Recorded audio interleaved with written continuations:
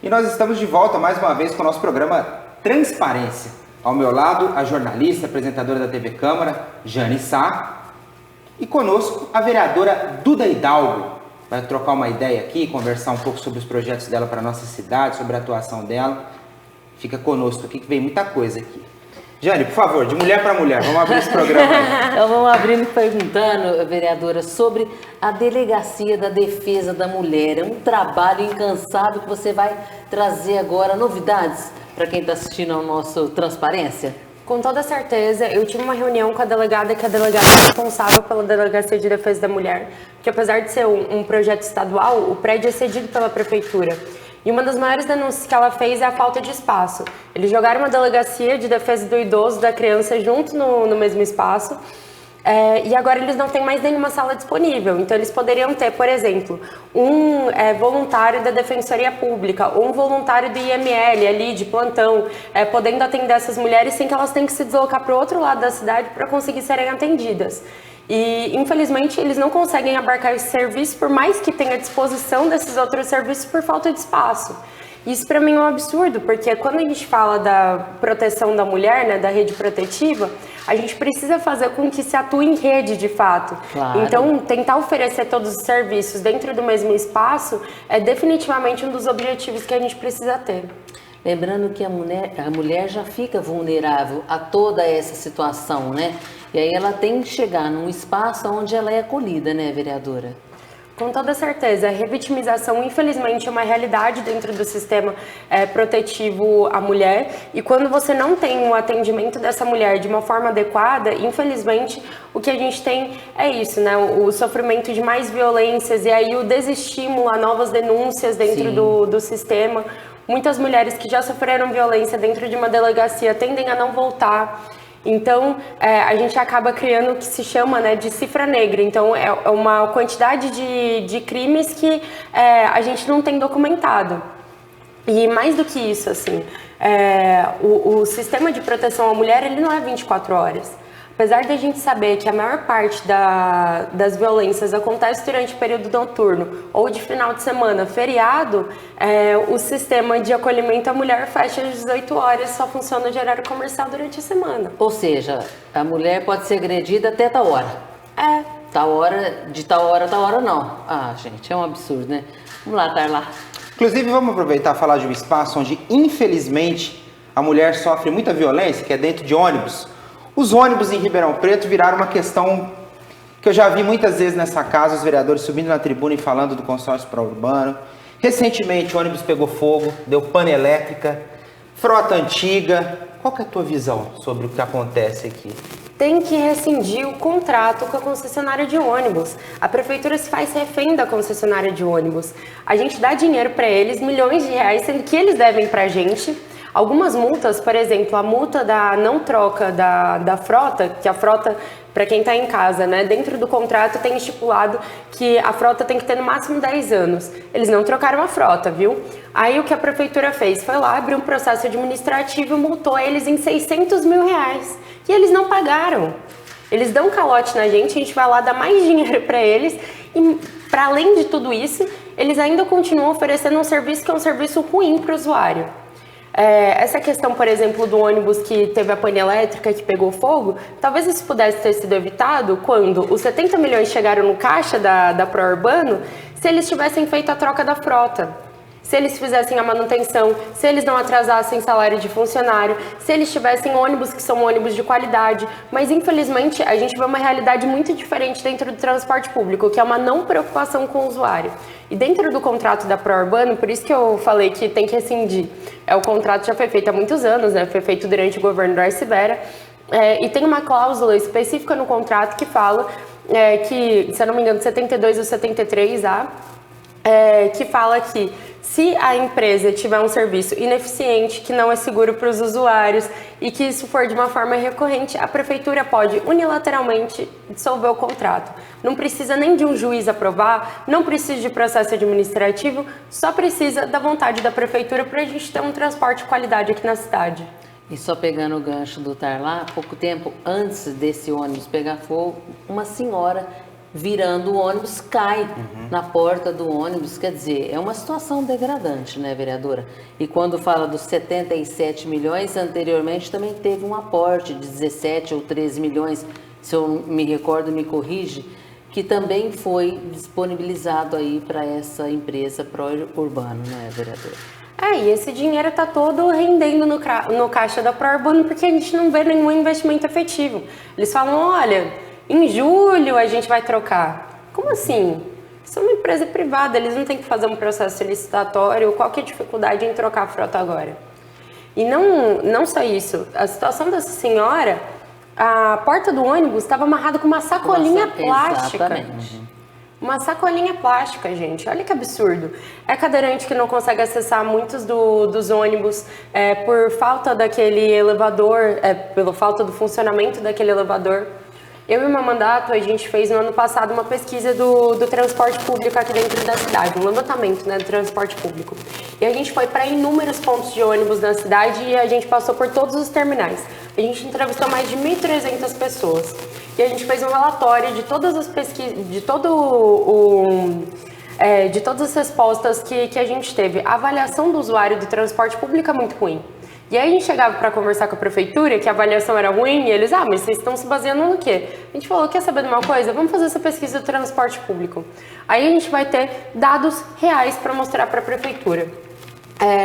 E infelizmente não teve nenhuma mudança de postura. Então a gente vê uma prefeitura que, mesmo sabendo da avaliação dos usuários, mesmo sabendo de todos esses problemas, deixa que eles continuem acontecendo. E se a gente quiser pensar enquanto região metropolitana, isso é base, elementar do transporte público de qualidade, né, Duda? Exatamente. E as pessoas falam, mas é que é muito difícil, né, gerir o transporte público. Poxa, gente, tem tantas cidades que têm um transporte público mais efetivo que o nosso e até mesmo mais barato. Eu sempre gosto de lembrar de Maricá. Maricá é um município do Rio de Janeiro, que é governado pelo Quaquá, que é do meu partido, e ele me convidou uma vez para conhecer as políticas públicas de Maricá. Maricá tem muitas políticas públicas que são incríveis. Tem, por exemplo, renda básica de cidadania. Então, metade da população recebe como se fosse um auxílio do Bolsa Família. E a previsão é que se expanda isso ainda mais. E o transporte público da cidade é gratuito. Gratuito, passe livre na cidade. E a gente está falando de um município que não é um grande município, que tem uma receita menor do que Ribeirão Preto. E aí, entendeu? É que infelizmente tem pessoas que não têm visão para isso, né? Às vezes se você fala em transporte público gratuito, a primeira coisa que vem na cabeça da pessoa é, vai sustentar vagabundo? Né? Infelizmente isso acontece. Inclusive, pessoas em situação de rua é um problema seríssimo em Ribeirão Preto. Cada semáforo que você para, famílias inteiras ali, Duda. E isso parece que piorou depois da pandemia. Onde que a gente está pecando tanto na cidade, hein? Com toda certeza, a gente não tem... Primeiro, né? A gente tem uma cidade que ela é muito bonita, mas que ela é uma cidade muito desigual. Então, assim, é palpável quando você olha a diferença entre a Fiuza e, por exemplo, comunidade do Cerrado na Zona Norte.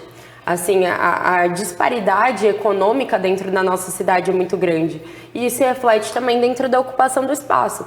Mas muitas pessoas, infelizmente, hoje em dia se encontram em situação de rua dentro da nossa cidade. Os levantamentos não oficiais giram em torno de mais ou menos umas 7 ou 8 mil pessoas dentro do nosso município. E que a gente tem de levantamento oficial é só da abordagem, né? Que, por exemplo, no ano passado foram feitas quase 2.000 abordagens, então pelo menos umas 2.000 pessoas. A gente coloca isso como mínimo, né? Porque o serviço não consegue atender todo mundo. Mas a gente tem um grande problema dentro da assistência social do nosso município. Quando eu falo isso, eu não estou falando só de programa de distribuição de renda, mas é na rede de acolhimento para essas pessoas. Já fazem 6 conferências municipais da assistência social que a assistência social solicita que se tenha um aumento do orçamento para 5%. Hoje em dia é menos de 3%. Então, vez após vez, a gente tem um pedido da assistência social, por favor, a gente precisa de orçamento para operar, e aí não se tem um aumento desse orçamento. Isso faz com que, por exemplo, o CETREM, que é o centro, né, a casa de passagem de acolhida da pessoa em situação de rua, seja um local afastado e completamente inadequado. O CETREM é em um lugar onde antes era um motel, e, portanto, ele não tem uma estrutura para acolher pessoas usando todos os quartos o tempo todo, o dia inteiro. Então, acaba todos os dias a água do CETREM. Com um detalhe, vereadora, só entrando no gancho falando do CETREM, o CETREM tem uma idade. Até certa idade a pessoa pode. Passou dessa idade, eu não me recordo agora se é 60 anos. E quem tem 70 anos não pode entrar no CETREM? Como é que funciona isso? É uma cidade maquiada, Ribeirão Preto, vereadora? Com toda certeza é uma cidade maquiada. A gente tem vários empecilhos quando a gente fala desses sistemas. Para mim, o pior não é nem de idade, porque de idade a gente tem até outros serviços que fazem acolhida. Mas para mim o pior é o de família. A gente não tem nenhum serviço que acolhe as famílias dentro do nosso município. Então, por exemplo, a gente recebeu um grupo de imigrantes, que são o povo Aral, aqui em Ribeirão Preto. E eram várias famílias. E aí falaram para eles, não, beleza, a gente pode colocar vocês no CETREM, mas a gente vai separar mulheres de homens de crianças. Porque não existe um serviço de acolhimento à família. E quando a gente vê muitas dessas famílias no semáforo, igual você falou, famílias inteiras no semáforo, elas não têm um serviço para serem acolhidas. Um serviço. Certo. Vou falar de uma coisa, inclusive a senhora preside aqui, a senhora participa da Comissão de Ciência e Tecnologia da Casa, e nós estamos na iminência de um Instituto Federal de Educação em Ribeirão Preto, que é o remédio, a educação, para tudo isso que a gente estava comentando, para todos esses problemas. Como é que tá? Que pé que tá esse Instituto Federal? A gente vai ganhar mesmo essa grande instituição? Olha, o Camilo do Ministério da Educação e o Padilha, eles me falaram que assim, a gente vai receber um Instituto Federal. Então, com esse compromisso assim, do Alexandre Padilha, que é o ministro das Relações Institucionais, mais do Camilo, que é o ministro do Ministério da Educação, eu acredito que dessa vez vai sair. A gente, claro, né, que a gente enfrenta alguns empecilhos no meio do caminho, atrasa uma coisa aqui, outra coisa ali, mas eu vejo que está andando muito essa questão. E está andando porque a gente tem uma frente de defesa pelo Instituto Federal aqui dentro do nosso município. Essa frente foi quem promoveu esse debate a partir do ano passado, quando Nogueira desdoou alguns terrenos para o Instituto Federal. Então, desde 2013, a gente tem aprovado que vai ter um Instituto Federal em Ribeirão Preto. Aí cedeu-se 2 terrenos ao longo dos anos para o Instituto Federal e no ano passado Nogueira desdoou. Inclusive um deles depois de saber que o Lula tinha sido eleito e depois de o Lula já ter dito que ia fazer a expansão do Instituto Federal. Então, é muito complicada essa relação da prefeitura, mas eu acho que felizmente, finalmente a gente tem a demonstração de vontade política por parte da prefeitura para que se tenha um Instituto Federal. E o Silmário, que é o reitor do Instituto Federal, em uma das reuniões que a gente teve, perguntaram para ele, né, numa coletiva de imprensa, Silmário, por que deu certo em tantos outros lugares e aqui não tinha dado certo até agora? Por que vai dar certo agora? Ele falou bem assim, olha, eu sou reitora há muito tempo do Instituto Federal, trabalho na área de expansão do Instituto Federal desde 2012, mas desde 2008 eu acompanho de perto isso. E a diferença entre os lugares que deram certo ou não é a vontade política do governo municipal. Então, assim, se demorou tanto tempo, é muito por causa disso e a gente tem que aproveitar que a gente tem uma população que está mobilizada em torno dessa pauta. Não só isso, mas a gente teve a fundação de uma comissão especial de estudos aqui na casa, que se voltou à definição do local, né, e agora já está extinta, a Comissão de Ciência e Tecnologia, a reitoria do Instituto Federal, agora a prefeitura também. Então, aproveitar tudo isso para fazer com que saia do papel. Certo. Vereadora, por que você é contra o novo ensino médio? Queria que você explicasse aí para a comunidade. Eu sou contra o novo ensino médio por vários motivos, assim, não é que a gente tinha uma educação básica que era as mil maravilhas antes de a gente ter a reforma do ensino médio, muito pelo contrário. Você olha, por exemplo, dados do Instituto Ribeirão 2030 de 2017, que foi antes do início da implementação, né, do Instituto do novo ensino médio. E aí você vê que as crianças formavam do ensino fundamental com proficiência, apenas 17% das crianças formavam com proficiência em matemática. E quando você olhava para português era menos de 50% também. Então, a gente tinha uma educação básica e ainda tem uma educação básica que é uma educação básica desigual quando a gente fala da rede privada.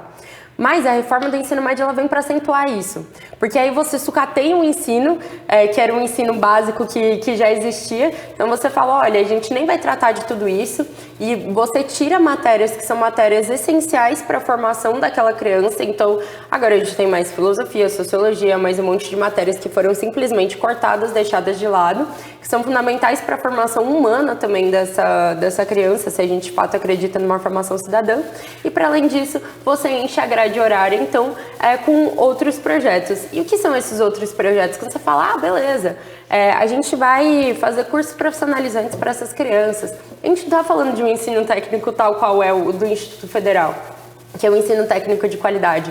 A gente teve escola que estava ofertando para as crianças oficina de como fazer brigadeiro. Meu Deus. Como fazer brigadeiro. E aí você fala para aquela criança que não é que ela vai ser um dia professora, que ela vai ser um dia historiadora ou advogada. Você está falando para ela que ela vai ser empreendedora, que ela vai ser chefe dela mesma e que ela vai... É isso que a gente está brincando. A gente está brincando com o psicológico. Você está tomando dela a oportunidade de passar numa prova como a prova do Enem. E aí você faz com que os espaços educacionais que conferem, né? E eu acho que a educação ela tem esse grande poder de mudar as pessoas de classe social também, de promover essa ascensão social através do estudo e da qualificação. Você toma dessas crianças a oportunidade de ingressarem em uma boa faculdade, por exemplo. Você falou anteriormente um pouco da sua relação aí com a prefeitura, né? Você é uma vereadora de oposição aqui nessa casa. Como que é a relação sua com o governo nesses 2 anos de mandato? Olha, eu acho que a prefeitura ela tem um grande problema, e eu acho que não é só comigo, é o não ouvir a população, em geral. Eu acho que quando você é uma vereadora de oposição, em especial, é mais difícil. Mas eu acho que falta muito diálogo da Prefeitura Nogueira. Você vê, por exemplo, o que está acontecendo agora, né? Tem uma greve aprovada dos servidores públicos municipais e a Prefeitura se recusa a dar mais 2, 3% de aumento para evitar a greve, entendeu? E não é só isso, assim, são muitas pautas que são pautas não dialogadas. Teve-se, por exemplo, uma reorganização multietária no ensino público municipal. Simplesmente disseram, não importa o que o MEC acha que tem que ser as faixas das séries aqui das crianças, a gente vai mudar isso para a gente esconder a fila de vagas das creches. Então, assim, poxa, você vai fazer uma reorganização multietária sem nem conversar com a comunidade escolar? E são vários os processos em que a gente vê isso. A gente tinha, por exemplo, falando até mesmo do Plano Municipal da Educação, a gente tinha uma promessa do secretário de Educação de se fazer uma série de audiências públicas nos territórios. Se foi todas as audiências públicas em 2 semanas no mesmo lugar. Então, sabe, muitas vezes o discurso se diferencia da prática. E a gente acaba tendo uma prefeitura que é uma prefeitura fechada. O movimento de moradia tendo que se manifestar na frente da prefeitura para conseguir reunião com o prefeito. Você acha que é uma prefeitura de imposição, vereadora? Acho sim. E eu acho que a gente vê até uma mudança da postura do primeiro governo para esse segundo governo. A gente já começou esse novo mandato, né, com muitos retrocessos. Então foi nesse mandato que a gente teve, voltando aqui à pauta dos servidores públicos, na minha primeira sessão teve a terceirização da função de merendeiro e merendeira no ensino público municipal. Antes disso, antes de eu ser vereadora, teve toda a questão das OS na educação, depois teve as OS nos parques, depois teve as OS, não sei das quantas OS em todos os lugares. Teve a disputa, né, a respeito da reforma do SASSOM, a reforma do sistema de previdência dos servidores. Então, assim, quando você trouxesse e fez num curto espaço de tempo a reforma administrativa e o sucateamento desses serviços a todo custo é algo que me preocupa muito. E aí a gente vê, assim, você fala, beleza, então Nogueira aumentou em 200% o orçamento de obras e infraestrutura. Aumentou em 200% o orçamento de obras e infraestrutura, mas as obras estão paradas há quantos anos? E aí na campanha eleitoral era Ribeirão não para, votem em mim porque a cidade não pode parar, e aí a cidade parou. Quando você fala das obras, era um valor que já estava determinado para as obras, né? Então não tinha como sair fora disso, né? Então pegou-se uma prefeitura onde já tinha aí esse envolvimento e esse desprendimento de dinheiro para certas obras. Então, esse dinheiro já era para as obras, né? Não foi nada que foi buscar, né? Aqui a gente vê duas coisas, falta de diálogo e falta de planejamento. A falta de planejamento é notável também dentro dessa prefeitura. Então, assim, decidiu-se fazer todas as obras de uma vez só, aí você transforma a cidade num canteiro de obras e aí você não consegue acabar. E aí, toda semana vem o empréstimo do Finisa para a gente votar aqui na Câmara. Ah, mais um empréstimo do Finisa, porque não pode parar as obras, porque não pode parar não sei das quantas, porque a gente precisa fazer outra coisa. Então, a gente tem um orçamento de quase 4 bilhões e a gente não vê uma mudança nos serviços que são ofertados pela prefeitura. Assim, quando era 3 bilhões e meio, era diferente? Era a mesma coisa. A gente ganhou aí meio bilhão, que não é pouco dinheiro, né? Vamos lá. E aí, a gente continua tendo os mesmos problemas dentro da cidade. Então, assim, eu tenho muita dificuldade em pensar no que funciona dentro desse governo. E é claro que a gente vê diferentes posturas dentro da prefeitura, também não vou generalizar. Tem várias das secretarias que eu fui muito bem atendida, que a gente conseguiu conversar com os secretários e realmente levar adiante as demandas, alguns outros servidores da prefeitura, mas no geral a gente enfrenta muitas dificuldades. Certo. Falar em dificuldades da cidade, o que aconteceu lá no Planalto Verde? Teve deslizamento lá? Teve deslizamento de terra no Planalto Verde. Vocês sabem onde é o Savenhago? Ali? Ali perto do Savenhago passa o Córrego do Campo. Ali era para se ter, né, um parque linear e tal, ser arborizado, pois na verdade não é. Então isso promoveu uma grande deterioração do lado do córrego. E além de vazamento de esgoto que tem um monte na galeria pluvial, começou a ter deslizamento de terra para dentro do córrego. E chegou a um ponto que fazia 5 meses que os moradores estavam em contato com a prefeitura solicitando para que se tivesse a obra lá. E aí eles decidiram me ligar, falaram, Duda, seguinte, a gente já tentou fazer o pedido, não queria ter que acionar você, mas a situação tá crítica. No dia que eu cheguei, tinha acabado de ter uma chuva, a calçada estava oca. Não tinha terra embaixo da calçada. Aquilo ali estava um perigo. E aí tem uma escola ali do lado, né? Tem o Savenhago e tem um grande fluxo de pessoas também, porque tem uns predinhos atrás. Então, as pessoas estavam correndo um sério risco ali. Aí eu falei, bom, vou tentar agora dialogar sobre isso com a prefeitura. E aí se iniciaram as obras. Mas aí, aquele negócio, né? Começou as obras, aí ficou uma semana parada, depois voltou. E agora está finalmente andando de verdade as obras ali no Planalto Verde. Vereadora, ter 2 mulheres hoje na Câmara Municipal de Ribeirão Preto, onde são 22 vereadores, 20 homens, 2 mulheres. Queria que você falasse um pouquinho para a gente desse assunto, aonde é importante, né? Faz a diferença. Ribeirão Preto não vota em mulher, Duda? O que acontece? Então, eu acho que é um problema generalizado dentro da política, né? As mulheres, elas precisam ocupar esses espaços de poder, mas aí a gente enfrenta várias barreiras, tanto antes, né, quanto depois. Então, primeiro, subfinanciamento de candidaturas femininas, divisão sexual do trabalho, por exemplo. Enquanto muitos homens estão liberados para fazer política, participar de audiência pública, fazer um monte de coisa, como que você fala para uma mãe solo que tem 3 filhos que ela tem que ir às 7 horas da noite numa audiência pública? Sair da casa dela para fazer isso. A baixa remuneração das mulheres também é um grande problema. As mulheres exercem 3 vezes mais trabalhos não remunerados do que os homens dentro da nossa sociedade. Então, a gente não só cria barreiras para que essas mulheres acessem os espaços de poder, como a gente impede que elas exerçam a sua função cidadã também dentro da sociedade. Não é nem só sobre ocupar espaços de poder. E aí, quando a gente fala da ocupação efetivamente desses espaços, aí quando se ocupa esses espaços, você sofre inúmeras violências. Eu já fui assediada, já sofri ameaça de morte, processo de cassação. Teve um processo que o único pedido do processo, eles pediram inclusive uma vara civil, e o único pedido do processo era que eu fosse proibida de me manifestar. Você acha que existe algo mais inconstitucional do que isso, assim? E eu me pego pensando, né? Poxa, a pessoa é advogada. Será que ela acha que tem mesmo cabimento protocolar um negócio desse no judiciário? Sabe, se eu fosse juiz, eu ia dar risada e me desse um negócio desse. completamente esdrúxulo. Isso porque eu tinha participado de uma manifestação, assim. Então agora você é proibida de se manifestar. Até discriminação racial você sofreu, né? De uma Sofri. forma anônima uma vez. Sofri pelo e-mail institucional, sofri de outras formas também. E é sempre aquele clima, né, de... você é vereadora? Você é vereadora mesmo? Meu Deus. E é sempre assim.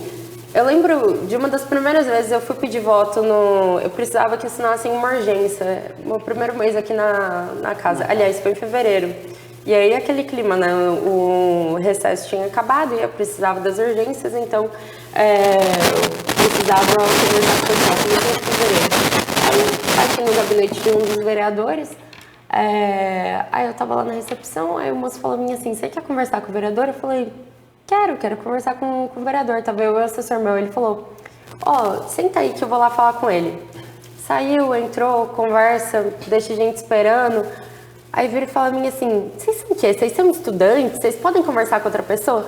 Eu falei a mim assim, não, é que eu sou vereadora, eu vim aqui pedir a assinatura do vereador. E é assim, fica aquele clima chato, né? De tipo, poxa... não precisava disso, né? Não precisava. E esses pequenos constrangimentos, eles acontecem e acontecem sempre. Então, sempre falam que eu sou uma menina, que eu tenho que estudar, que não sei das quantas. Eu acho que agora eu tô num momento que é um momento muito melhor, porque eu acho que as minhas 2 últimas votações colocaram muito respeito também dentro da política. Mas, de vez em quando, ainda acontece um episódio ou outro, assim. Isso que eu falei são das coisas mais tranquilas, né? Mas teve uma vez, por exemplo, que eu tava dando uma entrevista num veículo de mídia daqui da cidade. E aí, eu tinha acabado de ser eleita. E eu sou desse jeito, né? Eu com camiseta, calça jeans, All Star. Fui pra entrevista. Aí ele chegou e falou assim, agora que você é vereadora, você vai se vestir melhor? Meu Deus. Aí eu falei assim, eu acho que eu não entendi essa pergunta. O que tem a ver o jeito que eu me visto com essa vereadora? Aí ele ficou constrangido assim e fez uma outra pergunta. Eu falei, tá bom, é isso. Bom, a gente tá chegando ao final do programa. Eu vou deixar uns 3 minutos para você aí, de repente abordar algum assunto que você queria falar e de repente não deu tempo ainda. E deixar um recado também para a população, por favor. Eu acho que assim, claro, né, o programa é curto, mas tem muitos dos trabalhos que a gente faz aqui em Ribeirão Preto que são muito legais, sobretudo o meu favorito, que eu sempre gosto de falar, e se você estiver em casa e quiser que eu faça no seu bairro, é só deixar nos comentários do YouTube, do Facebook da TV Câmara. A gente faz um projeto que se chama Duda por Ribeirão. E pelo menos uma vez por semana a gente monta uma banquinha em algum canto da cidade e fica lá ouvindo as pessoas. Eu acho que a política ela tem que ser muito pautada no diálogo. E eu acredito piamente assim, que 2 cabeças pensam melhor que uma e que a gente tem que juntar o máximo de pessoas por isso. Assim. Não adianta nada eu tirar um projeto da minha cabeça sobre a área da saúde sem conversar com os profissionais da saúde, com quem é usuário do SUS. Eu acho que a gente cria políticas públicas melhores quando as pessoas participam. Então, se você que está em casa quer que eu vá no seu bairro, só deixar aqui nos comentários que eu vou até você. Tá certo, obrigado, viu, Jane? Obrigada, Ilven. Obrigada, vereador. Obrigado, Imagina. Duda. Obrigada, viu, gente? Falamos bastante coisa aqui, abordamos muitas coisas, mas a cidade tem muito mais. Se você quiser procurar o gabinete da vereadora, se identificou com o trabalho dela, fique à vontade. A casa é sempre do povo. Um abraço para você.